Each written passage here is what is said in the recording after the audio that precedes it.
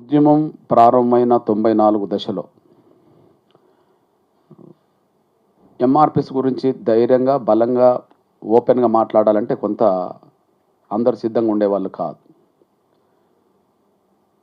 సోదరులు చెప్పినట్టుగా గుసగుసలు స్టార్ట్ అయినాయి. ఏంటి ఎంఆర్పిఎస్? ఏదో కేటగరైజేషన్ అంటుంది. అసలు మాదిగ అని చెప్పుకోవడం ఏంది? మాదిగ అని చెప్పుకుంటేనే కేసులు పెడతారు కదా! మళ్ళీ ఈయనే మాదిగ అని చెప్పుకుంటూ వస్తున్నాడు ఏంది? మళ్ళీ మాల మహానాడు ఏంది? రే దళితులందరూ ఒకటి కదా! మళ్ళీ వీళ్ళ మధ్యలో విభేదాలు ఏంది? అసలు ఏంటి అనే ఒక గుసగుసలు జరుగుతున్న సమయంలో, ఆ సమయంలో సోదరుడు గజ్వేల్ కేంద్రంగా రిపోర్టర్గా ఉన్న సమయంలో బహిరంగంగా ఎస్సీ వర్గీకరణ ఉద్యమాన్ని సమర్థించే కీలకమైన పాత్ర పోషించింది, ఓపెన్గా వచ్చింది విరహతాలి. ఆయనకు నేను ఎప్పుడు గుర్తు చేసుకుంటా.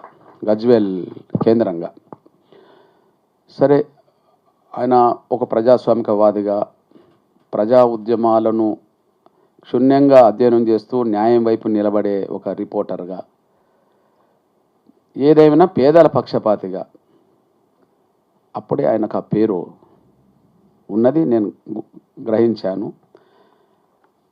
ఇక ప్రజా ఉద్యమాలను అభిమానించే వాళ్ళ పట్ల మనం కూడా సోదరభావాన్ని, స్నేహాన్ని కొనసాగిస్తాం కనుక విరహ తల్లితో అప్పటి నుంచి ఇప్పటి వరకు అదే అనుబంధం కొనసాగుతున్నది.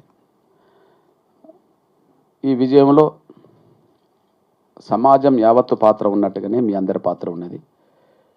అందరికంటే ముందు ఒక జర్నలిస్టుగా వర్గీకరణ సమర్థించి ఓపెన్గా ముందుకు వచ్చింది విరహతాలి. ఈ విజయంలో తమ్ముడు పాత్ర కూడా ఉన్నది, మీ అందరి పాత్ర ఉన్నది. మీ అందరికీ ధన్యవాదాలు.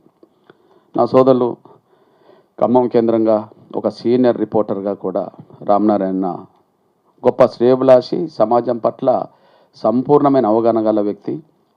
అదే సమయంలో సమాజ పరిణామాలను ఒక మేధావిగా విశ్లేషణ చేసి ఏది సరైంది, ఏది సరైంది కాదు అని సమాజానికి సందేశం ఇచ్చే కాడ ఒక మేధావిగా నా సోదరుడు ఉన్నాడు, గొప్ప శ్రేయోభిలాషి.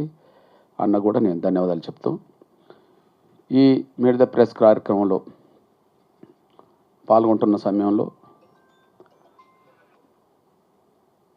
ఉద్యమాలన్నీ ఇక్కడనే జరిగినాయి, ప్రెస్ మీట్లన్నీ ఇక్కడనే జరిగినాయి. అప్పుడు ఇదే కేంద్రంలో జరిగినాయి.